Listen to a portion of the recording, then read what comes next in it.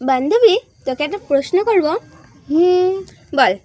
প্রথমে সর্ষের মতো, তারপরে মুড়ির মতো, তারপরে খয়ের মতো, তারপরে লাঠির মতো জিনিসটাকে। জিনিসটা কি?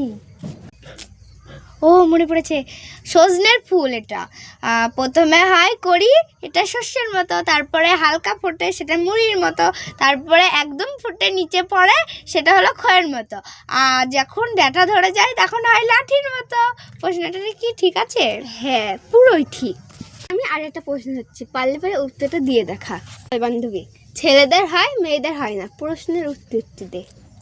ছেলেদের হয় মেয়েদের হয় না, সেটা হলো না না না দাড়ি।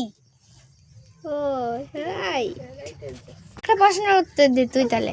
তোমার এই জিনিস কিন্তু ব্যবহার করে অন্য লোকে, তুমি নিজে কম ব্যবহার করো।